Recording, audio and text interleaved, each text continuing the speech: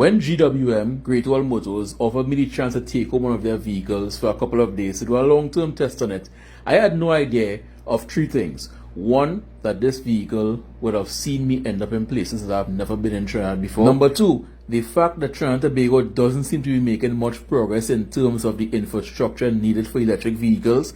And finally, number three, the fact that electric vehicles were a well-kept secret until this video. It's a case of who have it know and who don't have it don't know. But first, before all of that, we had to do the paperwork. So after doing all the relevant vehicle checks and the paperwork, so began day one of driving the GWM Aura 3. When I got it, it had a remaining range of 391 kilometers. Now the dealership is located up El Sicuro, so I had to make my way from El Sicuro down west where my base of operations would be for the next couple of days.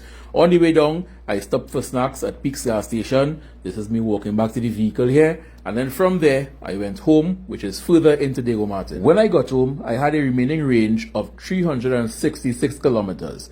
I drove 21.2 kilometers from the dealership to Peaks gas station to home, which means I used up 25 kilometers of range to travel 21.2 kilometers, a difference of 3.8 kilometers. Now I can attribute that missing kilometers there to the fact that it's very difficult to drive an electric car economically, even though that's what it's supposed to be for.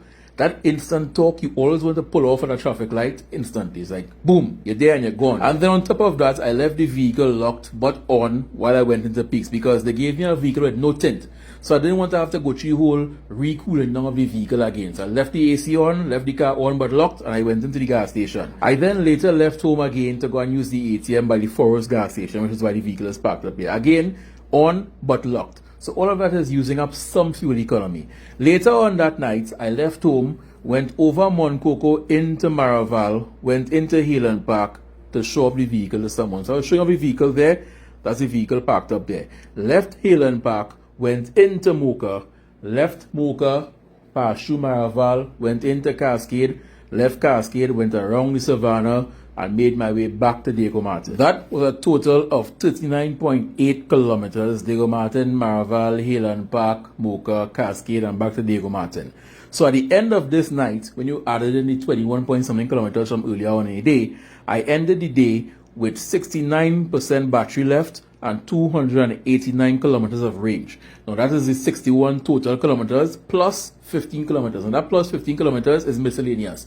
That's when I left home to go by the ATM. Went by True Value, it wasn't working. Went by Scotiabank, Starlight, too much people. Ended up by the gas station by Forwards and then back home. So that's why it's 61 kilometers plus 15 miscellaneous. Now if you're good at maths, you'll be saying to yourself, well, you're supposed to have about 315 kilometers of range left, but you only have 289. So where's the missing kilometers? You're missing 26 kilometers still. I am going to chalk up those missing 26 kilometers to the fact that that vehicle was left on for about 2.5 hours up Highland Park, Mocha, and even back home when I was just in the menu digging up in certain things. So all of that is going to use up some battery percentage. And on top of that, at every acceleration point I got, I made sure I accelerated the vehicle. You cannot just drive an electric vehicle and not test out the acceleration.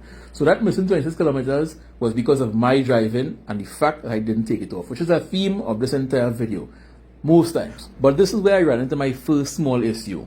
In my haste to get the keys to the vehicle, I did not inquire about where to charge it. It came with a charger you can plug into a wall outlet at home and into the vehicle, so I assumed I would just be able to plug it into any wall outlet and charge it. Unfortunately, when I did so, I got a fault, and that's because the current I have home isn't strong enough for some technical reason. So there I was sitting in the car, 69% battery left, and I'm wondering, 289 kilometers on a gas vehicle, that wouldn't concern me, because there's a gas station around every corner. So I could go anywhere and back, no problem. But this is an electric vehicle. There aren't much charging stations. In fact, where the hell are these charging stations? So I started to Google, and the two closest ones were Hilton and Jenny's on the Boulevard. I called Hilton, couldn't get through. I called Jenny's on the Boulevard, and I was told once you are dining in or you're a customer, you can get a charge. And that is so convenient. That is foresight. Because you see these three spots here?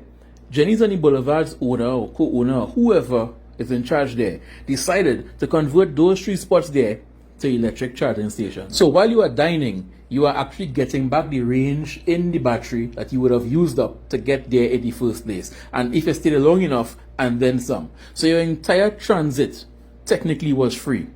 But That was for another day. At this point, I was really tired and sleepy, so I decided let's end day 1 and pick it up tomorrow, which should have been the Saturday. Day number 2 of 3. First order of business, go to Jenny Boulevard and test out their charger.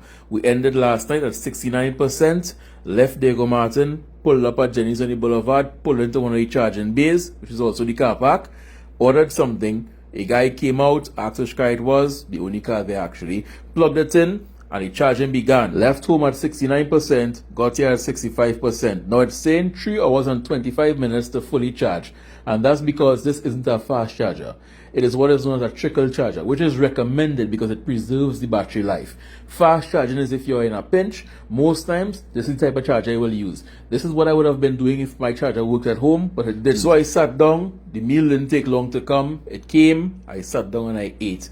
I even ended up in a conversation with one of the owners of Jenny's Boulevard. We talked for a few minutes, and after that, it was time to head out. I got there at 65% and I'm leaving at 78% after just about an hour with 317 kilometers of range. Next order of business, St. Augustine Medical, because obviously I have to let Doc see the car.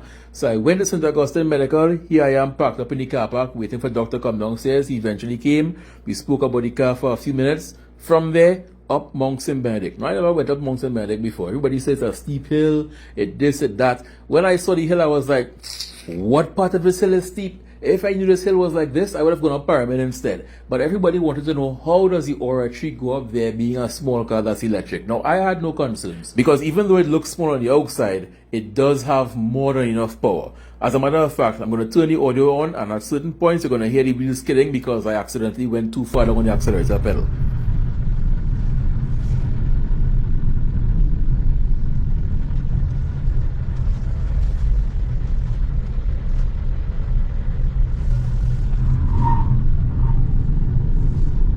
Driving an electric car like the Aura 3 takes some getting used to because you are accustomed to a gasoline vehicle where the torque has to build.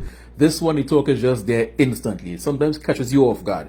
But anyway, finally reached up this shallow hill, took some pictures and answered a few questions from the public. Huh? Yes, beige and brown with white and brown on the inside. Yeah, thanks. Okay.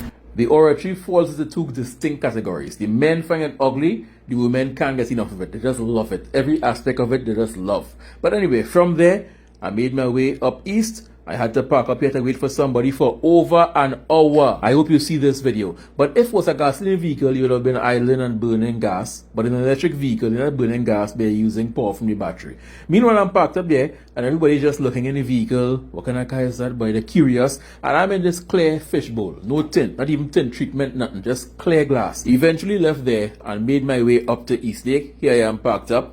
From Eastlake, it was time to go to Presal gas station because I've been hearing that Presal gas station has a fast charger. So I was interested to see how this fast charger worked. So I made my way up to Presal gas station. As you know, you have to go head south and then turn around, go over, pass, and then come back, and you reach the gas station eventually. So here I am at the gas station, and there it is, the fast charger. Now there are 3 nozzles. The middle and the extreme right are the fast chargers, and the extreme left is the trickle charger. One is missing obviously because the vehicle was already charging when I took this picture.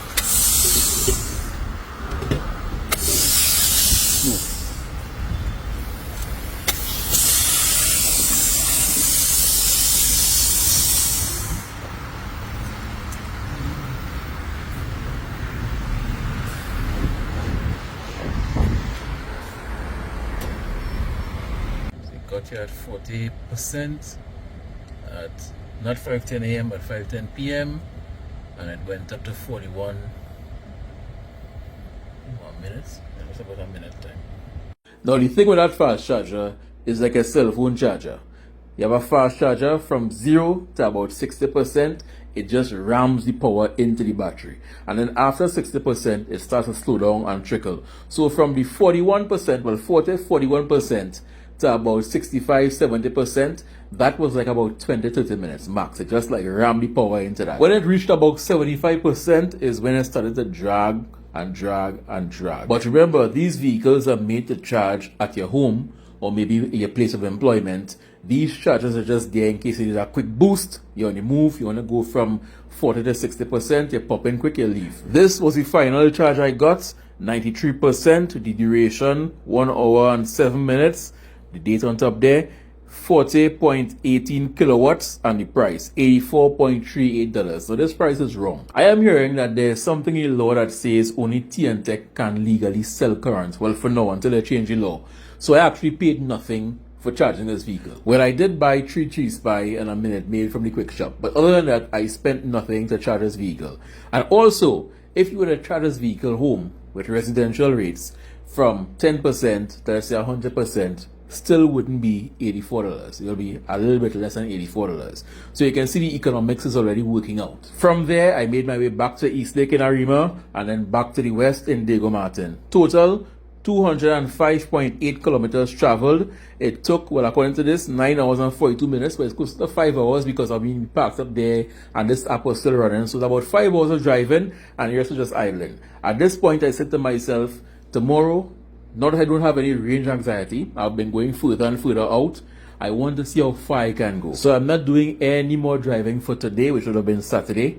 And then I got home and a friend of mine was like, let me see the car now, boy. So I was like, well, okay. So I left home again. Hey! What the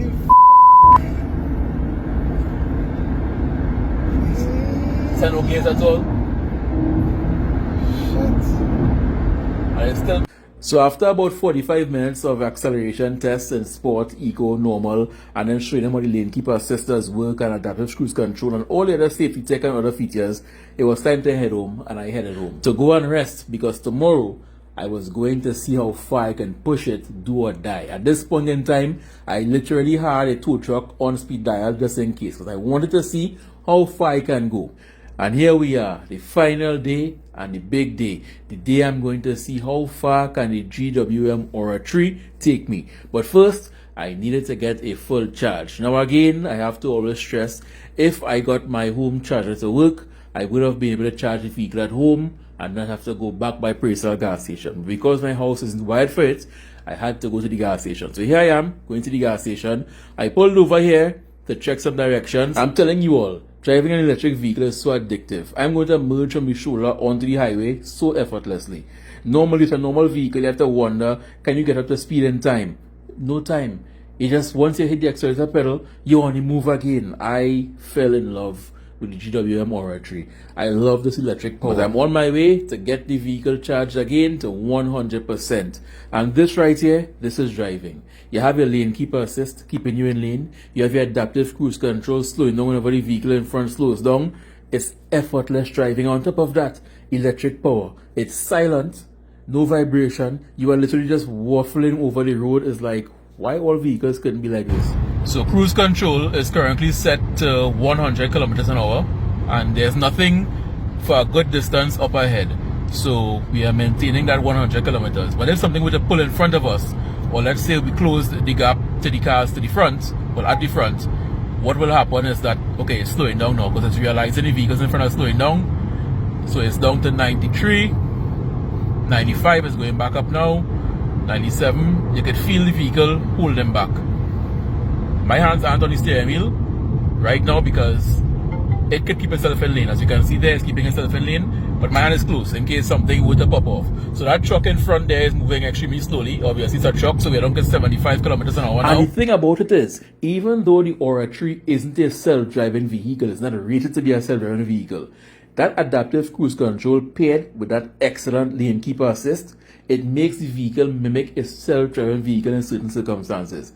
It will keep you in lane so precise. It doesn't jar and pull the steering wheel left and right and make people behind you think that you're drunk. It just gently pulls you back into lane and keeps the car there. It's one of the best. I once said the Nissan Note has one of the best lane keeper assists. This one is right up there as well. And added to that, it may look like a small car on the outside, like a Swift or a Note or an Aqua, but given the fact that it's an all-electric vehicle and electric batteries are right now very heavy, it plants itself to the road. All electric vehicles have this trait whereby because they are so heavy, even though they are small, they normally just sit down the road like a bigger vehicle. So you might think to yourself, wow, it's a small vehicle, it's probably bumping all over the place. But actually, no. It just sits down there and you are driving as you just waffle over the road. And I'm approaching the gas station now, almost cleared off the road here. I'll make a separate video about that. I had to pull aside to comprehend what just took place. Apparently, somebody threw diesel or oil or something around the roundabout. Yeah, it was a whole mess. But more on that later on. I'm pulling up to the gas station here, about to get charged to 100%. Pull up to the thing. What is this, a pump? A dispenser? I don't even know what to call it. The plug. I pull up to the plug, call the security, he came across, swipe his card. Which one you want? The fast charger or the other one? Obviously the fast charger, bro. Come on, we have all here. So he plugged in the fast charger and I waited there. I was determined to not leave until I had 100% battery charge. And I got it.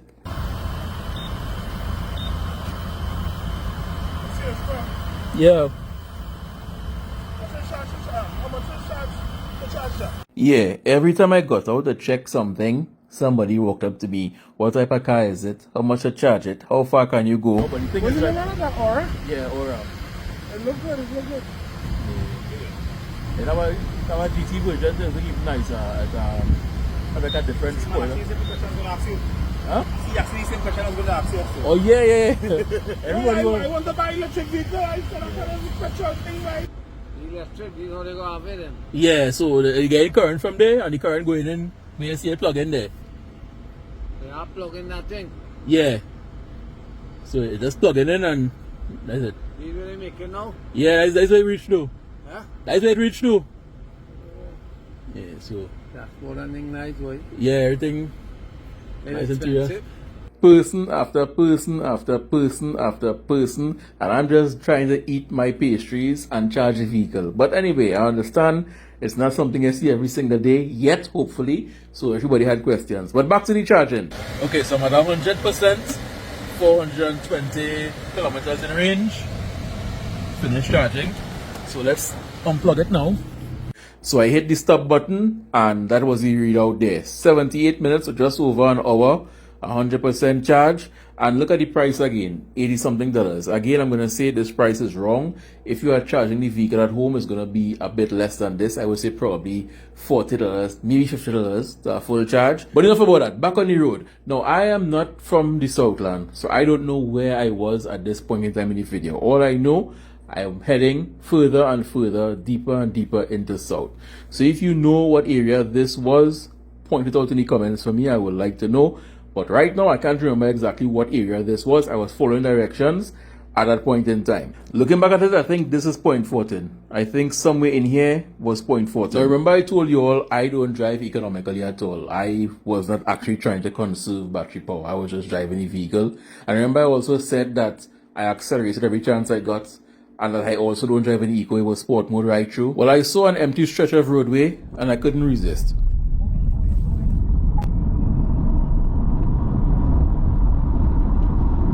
You never get used to that acceleration. It's just something you just never get used to.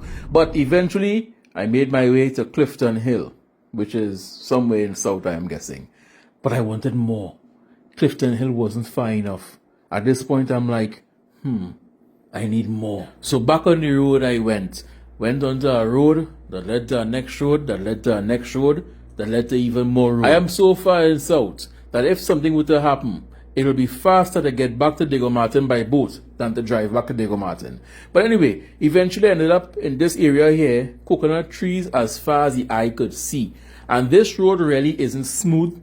It's slightly bumpy, slightly smooth, so it really gives the suspension a good test. And I can tell you all, the car drove well, even on this bad road. Let's go on the footage. See, now the road, this is actually a good part here. Lower down was more bumpy. But even here, really isn't good. You wouldn't consider this to be good road.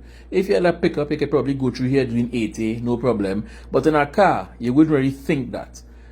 It's going through here normal. It's going through here. You're feeling the bumps, obviously. It's not air suspension, it's not air ride. But given the fact that the vehicle is so heavy and planted, you are able to go here just normal. Just watch the front of the vehicle and gauge the bump based on that. So we reached to the end. Well, what I thought to be the end, because the person on the GPS said, you have arrived at your destination, but I'm seeing more road. So I'm like, okay, this isn't the point I put here, but let's see where the road goes. Now, silly me, seeing everybody turning to the right, decided I'm going to go straight. It was a dead end. So obviously I had to turn around to go where I was supposed to go in the first place. Now at this point, range anxiety has gone totally out of the window. I have already confirmed that nowhere in Trinidad is too far for this car to go, so I'm not even watching at the battery percentage anymore. I am just driving and enjoying the drive. Now remember I told you all the car handles the bumps really well. Well, there's a bit of a scary moment here. It was scary for me because I understand that the batteries for these vehicles are below it. So you don't really want to go scraping the bottom all over the place. You don't want to puncture a battery. I don't know how under they're sealed up. I don't want to find out. So I was looking at this bridge and I was like, should I turn back here? But then I was like, no, I'm going to go over. The bottom didn't touch. It didn't bottom out. I was able to ease my way up, as you can see here. But the bumps were more severe than normal, and you can see how the car is handling those undulations. It's rocking from side to side. It wasn't jarring, it was just scary because I didn't want the bottom to touch.